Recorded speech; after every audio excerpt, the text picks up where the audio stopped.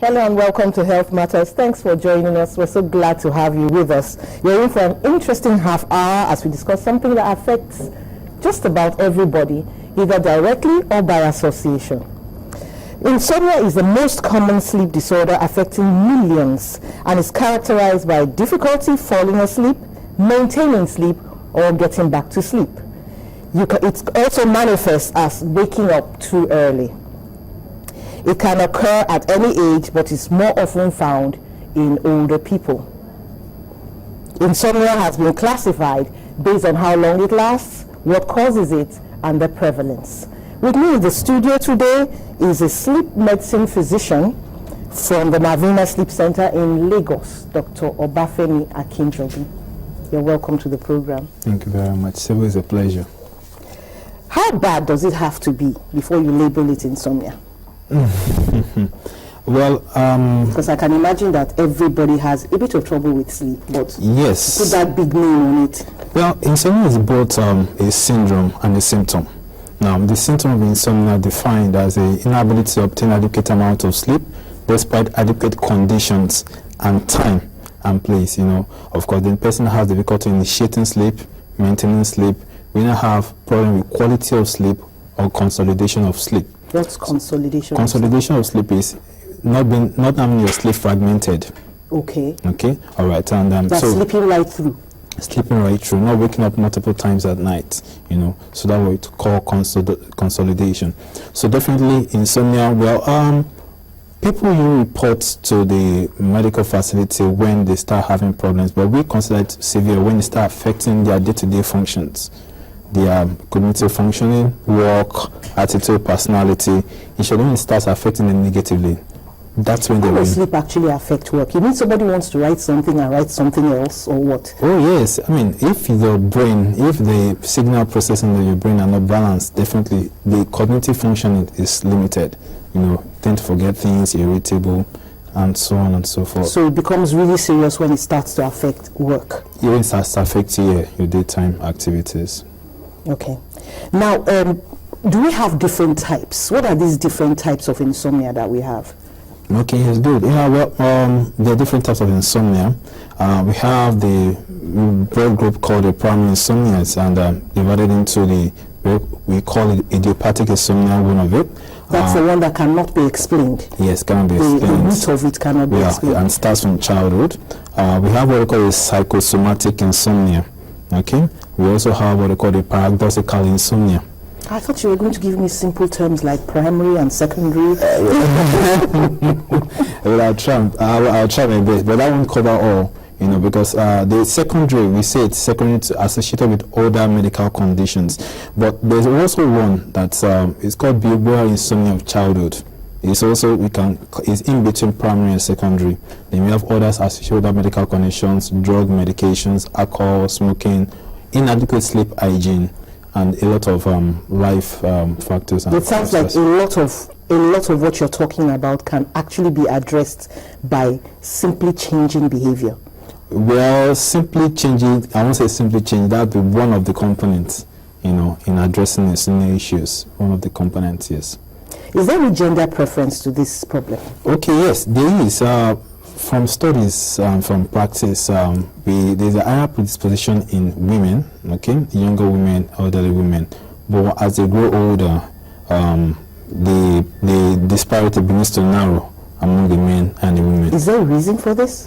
Well, we all know the man and the female species, they are wired differently. The women tend to think a lot, and one of the things is the worry-prone attitude. The worry-prone lifestyle also contributes to insomnia. So that's why women have a lot of. So when she gets older, what happens? She stops worrying, or the man begins to worry more? Well, there are so many processes that get involved with that. Okay, apart from obviously lack of sleep, are there any other symptoms one can readily see that are pointers to insomnia? Well, insomnia is mainly of a complaint. Somebody comes and I can't sleep, but you will also notice, you find that someone is sleeping in the car while driving. There's a problem. Your colleague in the office just always sleeps off. Somebody in the car wants to blow any nice, warm air, cozy environment, it just slips off. Now that's maybe probably due to sleep. Depending on the kind of insomnia they have. But some they just crog it through. They are fatigued. They are tired. They can't even understand what's going on with themselves. They are just down at a very low help. Their functioning at work is really very poor. It's abysmal. School functioning is really poor.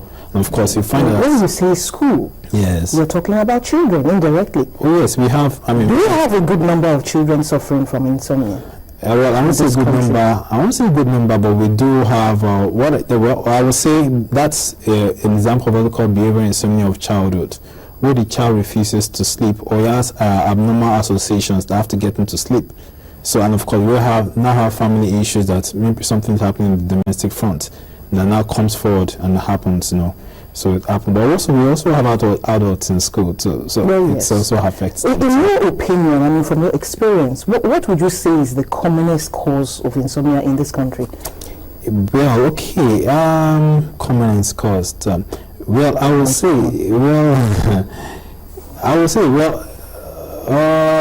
It's difficult to pinpoint particular items that cause this, but what we noticed, or what I've noticed, is this what we call this hyperarousability. The people that are predisposed to this have this, they are hyperaroused, as in they have biological systems that they unnecessarily react to the environment more than the others.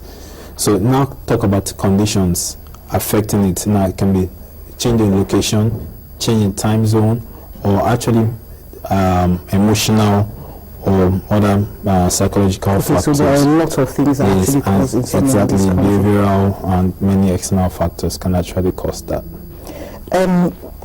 Now, if I say how do we prevent insomnia, that's like asking you a very difficult question. But let me put it this way. Some people have sleeping problems, yes, but after a while, it's like the thing disappears.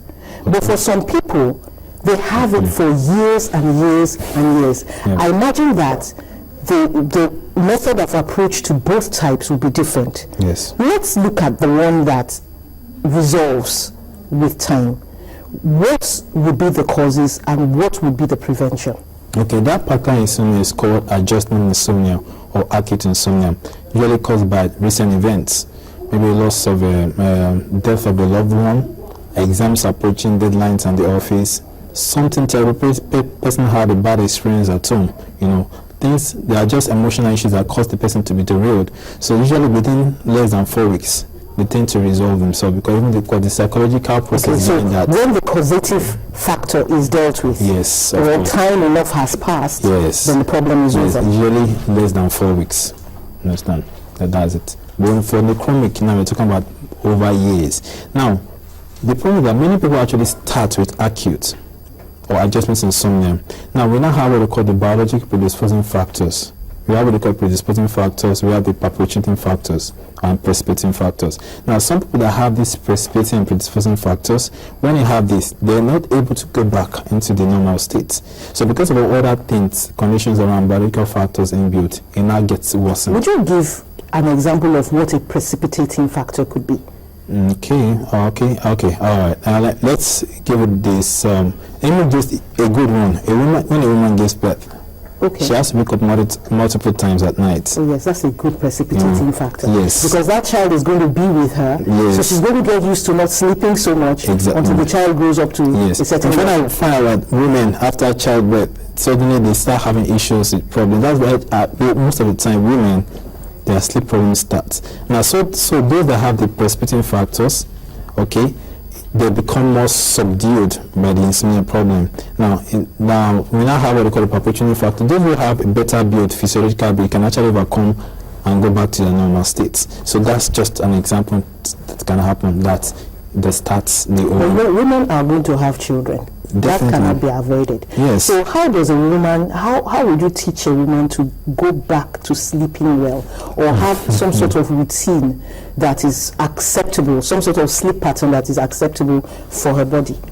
Okay, well, yes, definitely after the old childbirth, giving birth, taking to the child, breastfeeding the child. Also, the child needs to adjust to sleep. Remember when a child is born, they have a kind of a different sleep cycle and all the rest. But they want to play at night. Yeah, well, most children actually sleep for a long time, but with time, their natural body tries to not adjust, because your body has what they call environmental cues. Try to tell this is time to sleep. Yes. Your body releases hormones to tell you, okay, time to sleep, time to wake up. You actually actively have to resist. Now, for women who not have problems going back to that initial normal state, then they will have to start incorporating some good ideologies like sleep hygiene, proper things that will not help the body really adjust faster, so I think get chronic. Okay, we've been talking a lot about sleep hygiene. I know we dealt with some of these things that make for good sleep, that make for good sleep hygiene. But since it keeps coming in, let's just go over that again. Okay. What are the things that make for good sleep? Okay, these are the sleep hygiene. Will say they are behaviors, attitudes, lifestyle that you inculcate. They encourage you to have a good sleep. Let's start with food. Okay. Is there any such thing, or is it a myth? Are there some things you can actually take that make you have a better rest? Yes, very true. In fact, studies have revealed there's a particular amino acid called tryptophan, that actually encourages sleep. Now, this tryptophan, this amino acid, actually it's caused to be released by some particular foods. For example, when I talk to patients, try and eat what they call complex carbohydrates and a light dose of protein. They cause release of tryptophan for you to get sleep. Okay, we also have other complex carbohydrates. Include. Okay, when I speak separate, maybe. Well, that would be too heavy. You have to be careful. Yes. For example, when I want to advise somebody to eat complex, I also can take like whole wheat cracker biscuits and cheese. Okay. It can take cereal. Complex but light. Yes, complex but light. When you combine that light, it also helps instigate. We also have milk, which contains enough calcium, which is needed to produce the hormone that actually controls sleep, melatonin. There's this confusion about cocoa. Okay. People say cocoa has stimulants in it, stuff that keeps you awake. Yes. But this is what parents regularly give children to help them sleep. Can you help us clear that? You need to sleep. Well, cocoa, yes, caffeine, which is the main ingredient there that causes the problem.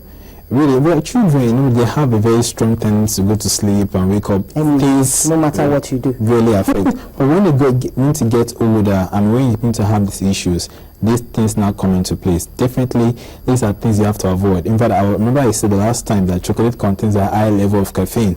In fact, a bar of chocolate can be equal to almost 2 cups of coffee. So you can actually take chocolate to stay awake? Yes, that's the truth. But what about milk chocolate? Okay, there's lots of milk.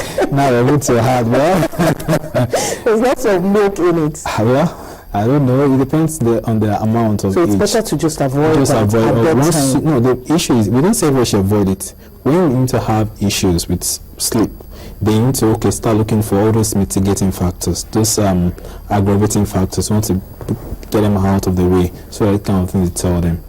And for example, well, we're called to take a break now. So we'll take a break. Can you imagine halftime is already here? And then we'll come back soon. We're taking a break. After the break, time for you to call in. Stay with us.